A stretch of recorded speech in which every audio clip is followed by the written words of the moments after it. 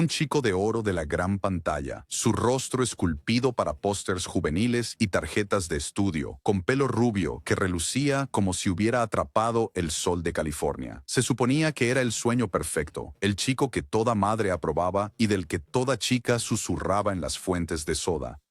Pero lo que los ejecutivos del estudio vendían como inocencia escondía una verdad privada, mucho más arriesgada que fracasos de taquilla o matrimonios fallidos. Tras los deslumbrantes carteles y los romances de la escena surf, se ocultaban paseos nocturnos, bungalows sin registrar, llamadas codificadas que podrían destrozar carreras si se escuchaban. Otros dos actores, ambos con un brillo propio y singular, se cruzaron con él en secreto, amantes unidos no por fríos contratos, sino por las sombras y el silencio más profundo. El precio de su descubrimiento era la ruina, la emoción era la supervivencia. ¿Quién arriesgó todo lo que tenía? ¿Quién pagó el precio? En el video de hoy, todo será revelado. Él no venía de una posición privilegiada. Nacido en un hogar de clase media en la costa este, el chico que un día tendría su rostro en las portadas de Photoplay, creció buscando estabilidad tanto como oportunidades. La escuela nunca fue su escenario. Las calles, los parques, la promesa susurrada de un lugar más grande, ese era el lienzo para su inagotable energía inquieta. Su gran oportunidad llegó casi por accidente. Una presentación casual a través de un profesor de teatro, una fotografía entregada a un asistente de casting y de repente estaba en la costa oeste. Hollywood en los 50 era una fortaleza de estudios, un lugar donde el pelo rubio y las mandíbulas cuadradas se forjaban en histeria adolescente. Él encajaba a la perfección. Una tabla de surf en mano, un descapotable en el lote, una sonrisa ensayada a la perfección. Esta era la vida escrita para él. Los estudios no perdieron el tiempo. Melodramas románticos, películas de temática playera y papeles secundarios lustrosos se convirtieron en su tarjeta de presentación. A principios de los años 60, su nombre era sinónimo de inocencia bañada por el sol. Era el chico que los padres permitían en los sueños de sus hijas, pero los enterados sabían que había más. Según un publicista de Paramount, nunca se quedaba mucho en las fiestas que el estudio organizaba. Su vida real empezaba cuando el foco se apagaba. Los rumores comenzaron casi de inmediato. No en voz alta, nunca impreso, sino murmurado en los rincones de Musso y Franks, transmitido por conductores y peluqueros. Él no solo perseguía a coprotagonistas en bikini, sin importar lo que dijera la revista de fans. Había otras reuniones nocturnas, conexiones cuidadosamente guardadas que nunca aparecerían en los comunicados de prensa del estudio. Dos motivos se volvieron parte de su mundo privado y volverían a aparecer una y otra vez. El primero era un teléfono descolgado, el zumbido del tono demarcado de fondo, después de que conversaciones apresuradas debieran ser cortadas abruptamente. El segundo era un simple anillo de oro dejado en una cómoda o deslizado en un bolsillo, nunca reclamado del todo a la luz del día. Para el público era el perfecto americano. Para los que sabían era algo completamente distinto. Jack Hunter lo conoce en un set cargado de humo de cigarrillo y tensión. Corría el año 1959 y al hombre mayor, llamémosle Jack Hunter, un seudónimo que los de dentro utilizaban, tomado de las listas de tripulación y susurrado en notas codificadas, ya es conocido en la ciudad. Es rudo, con reputación de bebedor empedernido y mujeriego, la máscara perfecta para la verdad que guarda bajo llave. La estrella más joven, aún fresco de su formación en el estudio, nota a Jack de inmediato. Hay una chispa, no de rivalidad, sino de reconocimiento. En una fiesta de fin de rodaje, lejos de los fotógrafos, intercambian un chiste, luego un cigarrillo, luego algo más peligroso, una segunda mirada que dura demasiado. ¿Cómo se tiene una aventura cuando el mundo te observa a cada paso? La logística era tan intrincada como cualquier producción de estudio. Coches separados salían del aparcamiento para luego volver a un tranquilo bungalow en las colinas. Según un mayordomo de Benedict Canyon, el rubio chico de póster siempre llegaba con una bufanda atada baja sobre su rostro, faros atenuados, el corazón latiéndole con fuerza. No había noches de pijamas, solo horas que se extendían hasta el amanecer. Luego desaparecían con el sonido de un motor que se alejaba por Mulholland. El detonante llega una tarde húmeda. Una secretaria del estudio, supuestamente enviada a entregar páginas de guión revisadas, encuentra el coche del actor más joven aparcado frente a la dirección secreta de Jack. No se dice nada, pero a la mañana siguiente, los rumores llegan al estudio.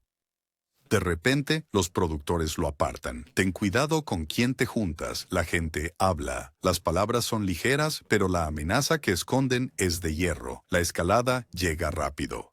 Un columnista confidencial hace un comentario casual en un borrador. El surfista de oro pasa sus noches en compañía inusual. Y aunque la frase se tacha antes de la publicación, el daño ya está hecho. Los encargados del estudio organizan una sesión de fotos. La estrella rubia, Está saliendo con una joven y prometedora actriz en Chasens. Los flashes de las cámaras estallan sin cesar. Un titular de periódico proclama la pareja más ardiente de todo Hollywood. Pero detrás de las cámaras, él y Jack permanecen sentados en completo silencio. Sus miradas se encuentran solo cuando nadie los observa. La consecuencia es brutal. Jack, ya frágil por su carrera, se distancia de él. El estudio le da un último aviso. Mantén tu vida limpia o perderás los papeles. Y así, sin más, el primer fuego se apaga. Pero el recuerdo de aquellas reuniones de medianoche, del anillo que una vez dejó en una cómoda por accidente, jamás lo abandona. Una frase captura el final. No fueron atrapados, pero sí acorralados. Y en Hollywood, eso fue suficiente. Michael Reed. Si Jack Hunter era una llama oculta, Michael Reed, otro seudónimo tomado de las columnas de chismes y de los registros de estudio borrosos, era un espejo peligroso. Era más cercano en edad. Una luminosa actriz de estudio, cuya carrera ascendió con la misma ola de dramas juveniles brillantes. Fueron seleccionados juntos una vez, aunque no como intereses amorosos. Sus papeles se rodeaban como planetas compartiendo la misma órbita. La atracción fue inmediata, pero también lo fue el peligro. A diferencia de Jack, Michael era imprudente. Anhelaba la emoción de ser visto, de empujar los límites lo suficiente para sentir la presión. Según los rumores de una secretaria de producción de Warner Brothers, Michael llamaba al chico rubio de los pósters a horas intempestivas, dejando sonar el teléfono 3 veces antes de colgar. Un código que significaba "sal ahora mismo". Su logística era improvisada. Un coche prestado de un aparcacoches en el Mocambo, una suite de hotel cerrada registrada a nombre de un tramoyista, encuentros junto a la piscina al amanecer cuando el mundo estaba demasiado dormido para darse cuenta. En una fiesta en Palm Springs, los enterados dijeron después, desaparecieron por casi una hora, regresando por separado, pero con un rubor que el maquillaje no podía explicar. El incidente desencadenante llegó en forma de celos. Una noche, Michael fue visto por un actor rival, un hombre con contactos entre columnistas, colándose en un bungalow que el chico de oro acababa de dejar. El avistamiento fue susurrado al personal de Luella Parsons, y aunque nunca llegó a imprimirse, los teléfonos del estudio se encendieron por la mañana. Los ejecutivos no necesitaban pruebas, necesitaban control. La escalada fue rápida. Se le ordenó al actor rubio aparecer en el Coconut Grove con una conocida socialité del brazo. Las fotografías aparecieron en todas las revistas de chismes, pero los pies de foto gritaban demasiado fuerte. Las sonrisas parecían demasiado pulidas. Mientras tanto, Michael se irritó al ser ocultado, insistiendo en que su vínculo era mucho más que horas robadas. Según los rumores de la industria, una acalorada discusión casi terminó con una carta escrita y luego rota, una confesión que podría haber cambiado sus vidas si aquella hubiera sobrevivido. La consecuencia fue devastadora. La carrera de Michael flaqueó, los papeles se esfumaron misteriosamente después de que él empezó a presionar por más. Unos decían que era coincidencia, otros decían que era castigo. Para la estrella rubia, aquella lección quedó grabada a fuego en su vida. El amor en las sombras debía permanecer exactamente así, o todo se derrumbaría. El capítulo cierra con una frase dicha una vez por un informante que afirmó haberlo presenciado. Miró a Michael como un reflejo y se odió por amar lo que veía. Troy Donahue. Y aquí, finalmente, el nombre emerge. El chico de oro de mandíbula de hierro de las columnas de chismes. El ícono surfista de principios de los 60. El hombre que los estudios moldearon en un sueño solo para desecharlo cuando los gustos cambiaron. Troy Donahue. Durante años, Donahue encarnó al chico de cartel perfecto de Warner Brothers. Alto, rubio, con una voz lo suficientemente ronca para sugerir profundidad. Fue el protagonista romántico en A Summer Place, 1959. El ídolo besado por el sol en los romances de playa. El tipo de hombre que Photoplay describió como la entrada secreta del diario de toda chica. Para el público, era como una fantasía salida de una rocola. Pero tras los carteles, Donahue, según se dice, navegó la traicionera realidad de ser un hombre gay o bisexual en una época donde la exposición significaba el exilio. La revelación está ligada a su primer gran escándalo. A mediados de los años 60, después de que varios romances de estudio de alto perfil terminaran en susurros y anulaciones, comenzaron a surgir rumores de que la vida real de Donahue no era la que los fans imaginaban. Según un empleado de contratos de Paramount, llegaban cartas a los escritorios firmadas solo con iniciales, pero todos sabían quiénes eran, pues Troy Donahue estaba tanto atrapado como liberado por su aspecto. Su fama le dio acceso a estrellas como Jack Hunter, a buscadores de emociones como Michael Reed, pero también lo encadenó bajo cláusulas de moralidad tan rígidas que un solo paso en falso podría acabar con él. Los intermediarios de la industria lo metieron en romances montados. Columnas confidenciales daban pistas para ser retiradas tras una discreta llamada de un abogado del estudio. A pesar de todo, la propia voz de Donahue permaneció en gran parte en silencio. No podía ni confirmar ni negar, solo podía interpretar el papel que se le había asignado. Y sin embargo, en privado, esas noches robadas se convirtieron en su vida real.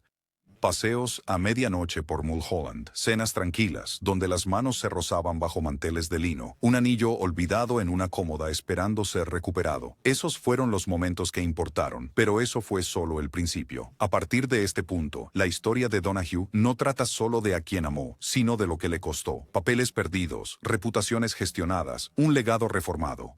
El nombre de Troy Donahue se alza ahora como mito y hombre, un recordatorio de cómo las luces más brillantes de Hollywood a menudo proyectan las sombras más oscuras. Richard Chase. Para mediados de los años 60, Troy Donahue ya no era aquel descubrimiento de rostro fresco, era una mercancía. Su rubio encanto ya había colmado las arcas del estudio, pero ahora los ejecutivos querían más control.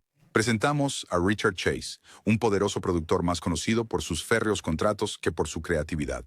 Los de dentro susurraban que Chase tenía buen ojo para jóvenes con un cierto tipo de look y Donahue encajaba a la perfección. La reunión fue casi un montaje, una fiesta de cóctel en el Hotel Beverly Hills, con agentes flotando como tiburones y jovencitas estrellas deslizándose con lentejuelas. Donahue fue presentado casi por accidente. Chase le puso una mano en el hombro, se le acercó al oído y le susurró algo que, al parecer, hizo que las mejillas de Donahue se ruborizaran. En una semana, Chase había dispuesto que Troy discutiera guiones en su oficina fuera de horario. El secreto aquí no era por afecto, era por supervivencia. Donahue llegaría por una entrada trasera, acompañado por una secretaria que miraba para otro lado. Según un publicista de Paramount, todos sabían que cuando Troy estaba en esa oficina, el teléfono quedaba misteriosamente sin respuesta. Este no era el tipo de amor tierno que había encontrado antes. Esto era una transacción, poder intercambiado por protección. Afecto a cambio de un ascenso. El incidente desencadenante ocurrió cuando Donahue intentó resistirse. Él se saltó una reunión programada, alegando enfermedad. Al día siguiente, su nombre desapareció de una lista provisional de reparto para una producción importante. El mensaje era inconfundible. Si no seguía las reglas de Chase, su carrera podría desvanecerse de la noche a la mañana. La escalada continuó. Susurros confidenciales llegaron a oídos de Hedda Hopper, quien supuestamente tenía un borrador de columna sugiriendo que el encanto de Donahue estaba demasiado equitativamente distribuido entre las fiestas de Hollywood. El artículo nunca se publicó gracias a la intervención de Chase, pero el precio fue muy alto. Troy fue atado aún más fuerte, obligado a romances escenificados que acapararon titulares. Un compromiso oportuno aquí, un divorcio apresurado allá. El público veía a un hombre sin suerte en el amor. Los iniciados vieron a un hombre atrapado en las sombras. La consecuencia fue corrosiva. La confianza de Donahue flaqueó. Sus actuaciones se volvieron rígidas. La inocencia juvenil, que una vez iluminó la pantalla, ahora tenía un toque atormentado. Sus amigos susurraban que bebía más, reía con menos frecuencia, y el capítulo cierra con una frase devastadora. En Hollywood, el amor más peligroso no era el que ocultabas, sino el que alguien más podía revelar. David Allen. No todas las conexiones que tuvo giraban en torno a la pasión. Algunas, en cambio, representaban un refugio seguro. David Allen, un compañero actor cuya trayectoria profesional jamás llegó a las cumbres de la de Donahue, se adentró en su existencia de forma discreta, por la puerta trasera de la amistad. Se conocieron en un gimnasio de estudio, compartiendo cigarrillos en el estacionamiento, bromeando sobre lo absurdo de ser convertidos en mercancías. A diferencia de Michael Reed o Richard Chase, David no exigía emociones fuertes ni poder. Él ofrecía algo más simple, compañía. Iban en coche a Malibú, se sentaban junto al agua con cervezas y hablaban de lo que no podían decir en ningún otro lugar. Según los rumores de la industria, David fue el único que le dijo a Troy, no tienes que ser nadie más cuando estás conmigo. La logística del secreto era extrañamente ordinaria. Compartían viajes a fiestas lejanas, llegando deliberadamente con media hora de diferencia. En una reunión en Hollywood Hills, supuestamente escenificaron una fuerte discusión frente a los invitados. Luego se escabulleron por separado, reuniéndose de nuevo en un restaurante al otro lado de la ciudad. Era un juego que jugaban por seguridad, pero debajo yacía un vínculo genuino. El incidente desencadenante fue casi invisible. Una fotografía, una imagen granulada en blanco y negro tomada en una fiesta en la playa mostrando a Donahue riendo con David de una manera que sugería más que amistad. La foto nunca llegó a la prensa. Un arreglador del estudio, según se dice, pagó generosamente para que el negativo fuera destruido, pero el susto fue suficiente. La escalada no vino de fuera, sino de dentro. David se cansó de vivir en las sombras. Quería algo real, algo público, pero para Donahue el costo era impensable. Una noche, después de una fuerte discusión en el piso de Donahue, David se fue. Él nunca regresó. Algunos decían que había huido de Hollywood por completo. Otros aseguraban que se quedó, relegado a papeles secundarios hasta que desapareció por completo de la pantalla. La consecuencia para Troy fue un silencio profundo. Durante años después de aquello, él nunca más pronunciaría el nombre de David. Sus amigos notaron que se volvió más callado, más retraído, como si una parte de su ser se hubiera marchado por la puerta con aquel hombre y jamás hubiera vuelto. La última línea se escribe por sí misma. En una ciudad construida sobre guiones, el giro más cruel de todos fue ver a un amigo convertirse en un fantasma. Y luego, la carta de chantaje. Para finales de los 60, Troy Donahue no solo luchaba por papeles, sino por sobrevivir en una industria que había empezado a inclinarse hacia estrellas más rudas y rebeldes. El arquetipo del rubio impecable se desvanecía y en ese frágil momento llegó el capítulo más peligroso de todos, una carta. Los murmullos de la industria dicen que empezó como un accidente. Un amante, muy enojado por ser rechazado, escribió toda su frustración en detalle. La nota contenía fechas, horas, lugares, nombres, y estaba dirigida directamente a Donahue. En algún punto del camino, la carta cayó en manos equivocadas. Según un asistente de producción de Warner Brothers, el sobre fue interceptado por un hombre conocido por vender chismes a los tabloides. De repente, Donahue se encontró a merced de una red en la sombra. Una llamada, al parecer, llegó una noche. Paga o la historia se publica. Durante días vivió aterrorizado. El anillo en su cómoda, el teléfono descolgado. Estos motivos ahora parecían menos un romance y más una prueba. El secretismo dio paso a la desesperación. Intervinieron los solucionadores del estudio, hombres de traje que se especializaban en manejar problemas. Supuestamente organizaron un pago, discreto y rápido, pero el costo para Donahue fue muy alto. A partir de entonces, cada golpe en la puerta se sintió como otra amenaza. Cada mirada de un extraño, en Moose & Franks, parecía llevar consigo una acusación. Pausa. El verdadero detonante no fue la carta en sí misma. Pausa. Fue Donahue quien se dio cuenta de lo poco control que realmente tenía. Su propia vida privada se había convertido en un arma, algo que cualquiera podía usar para destruirlo. La escalada fue interna, una dependencia del alcohol, un declive visible de la confianza en pantalla. La estrella que antes era tan natural ahora tropezaba con sus líneas, atormentado por la idea de ser expuesto. La consecuencia era predecible. Los papeles escasearon. Los estudios, que ya se alejaban de los ídolos brillantes de los 50, se distanciaron en silencio. Donahue no fue vetado directamente, pero ya no era seguro contratarlo. La carta fue destruida, pero el miedo que creó nunca lo abandonó. La máscara pública. Aunque su vida privada se volvía cada vez más peligrosa, la maquinaria de Hollywood se esforzó al máximo para mantener la ilusión. Los romances orquestados se convirtieron en la armadura de Donahue, su verdadera máscara pública. Los nombres de jóvenes estrellas eran rotados junto al suyo en los titulares. Cada nueva fotografía, una historia de portada cuidadosamente orquestada. Uno de los trucos más famosos ocurrió en Chasen's, donde Donahue fue sorprendido de la mano con una cantante que recién empezaba en el cine. Las fotografías aparecieron en todas las columnas de chismes la semana siguiente, pero los que estaban en el restaurante recordaban algo diferente. Los dos apenas hablaron, riendo solo cuando los flashes se dispararon. Otro arreglo resultó ser aún más elaborado. Un breve compromiso anunciado en Photoplay con titulares deslumbrantes, que según se informó, duró apenas unas semanas. La boda nunca llegó a celebrarse, pero el relato cumplió su función. Puso fin a la última oleada de rumores. Según lo que dijo un publicista, esas portadas no trataban de amor, se trataba de un seguro. El incidente que desencadenó este capítulo fue un desastre a punto de ocurrir. En una fiesta de fin de rodaje en Malibú, se vio a Donahue, según los informes, escabulléndose con un hombre conocido en la industria por sus inclinaciones similares. El avistamiento nunca llegó a la prensa, pero el estudio se apresuró. En 48 horas, Troy apareció del brazo de una actriz popular en el Coconut Grove, sonriendo para los fotógrafos como si nada hubiera pasado. La escalada vino de los propios tabloides. Confidential ya había publicado revelaciones devastadoras sobre otras estrellas. Cada vez que la revista insinuaba ídolos rubios anónimos con hábitos poco convencionales, Donahue vivía aterrorizado. Los gestores de crisis trabajaban horas extras, sembrando contrahistorias, filtrando pequeños detalles sobre actores rivales para desviar el foco de atención. La consecuencia de todo esto fue el agotamiento. La vida de Donahue se convirtió en un constante acto de equilibrio, romances fingidos durante el día, reuniones ocultas por la noche y un miedo interminable en medio de todo. Una vez le confesó a un confidente, según se relata en memorias posteriores, ya no sé realmente quién soy, si el hombre que aparece en las fotos o el que escapa cuando las luces se extinguen. La máscara lo protegía, pero también lo borraba por completo. El último amante. Para la década de los 70, el brillo dorado de Troy Donahue se había desvanecido. Los estudios ya no lo impulsaban como su estrella. Nuevos ídolos habían ocupado su lugar. Pero incluso en su declive, encontró un último compañero. Los de dentro susurraban sobre un joven actor de teatro, sin nombre en los registros, su rostro nunca captado en fotos publicitarias, que apareció brevemente en la órbita de Donahue. Esto no fue un gran romance, ni un escándalo digno de titulares. Era más tranquilo, marcado por cenas en restaurantes con poca luz, paseos por playas desiertas y largos viajes en coche con la radio baja. Según un camarero de West Hollywood, los dos a veces se metían en el reservado del fondo, hablando en susurros, siempre yéndose por separado.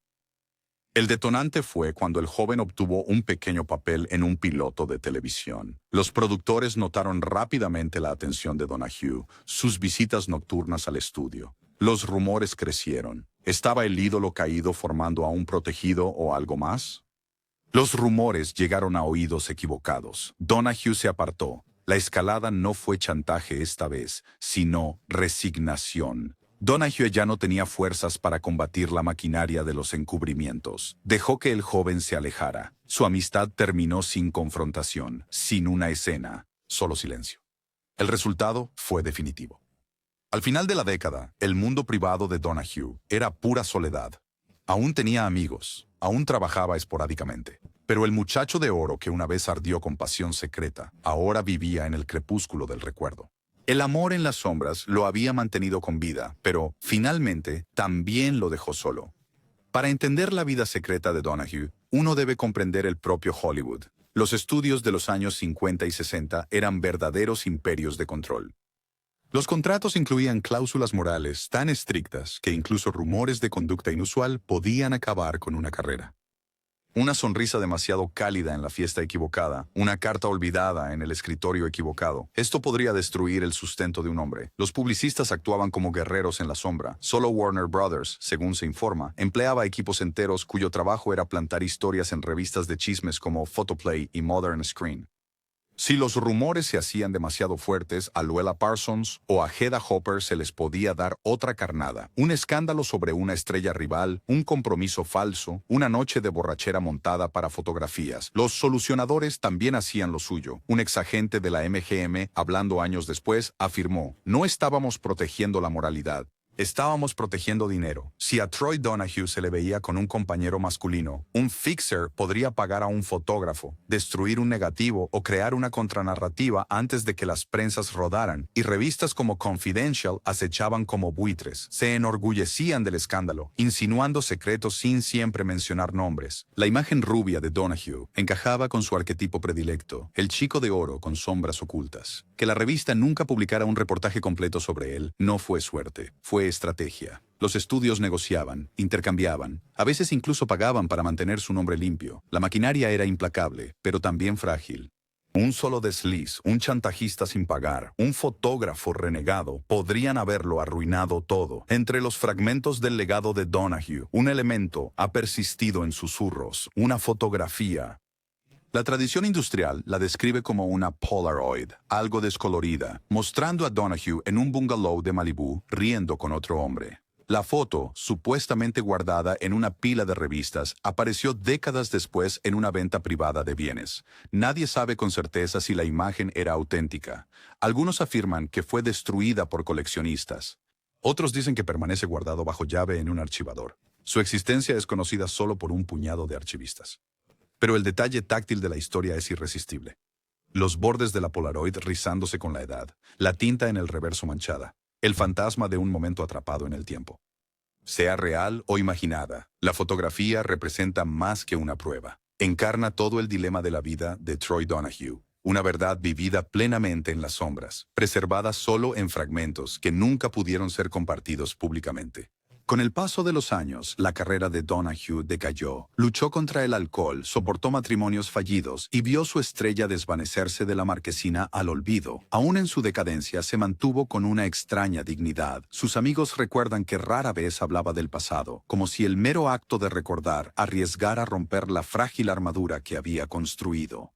En entrevistas posteriores, Donahue reconoció sus propias y duras luchas, aunque nunca abordó directamente los murmullos sobre su vida privada. "Tuve mis batallas", dijo él una vez, "pero viví". Para quienes lo conocían, esto fue lo más cercano que estuvo de una confesión. Su obituario lo describió como un ídolo caído, un hombre que encarnó un momento clave en la historia de Hollywood, pero no pudo sobrevivir a los cambios que le siguieron. Sin embargo, bajo la superficie pulcra, los iniciados entendían la historia más profunda, el alto precio de la fama, el peaje del amor vivido en las sombras. Las audiencias modernas, al mirar atrás, quizás solo vean los pósteres brillantes, al chico surfista en CinemaScope.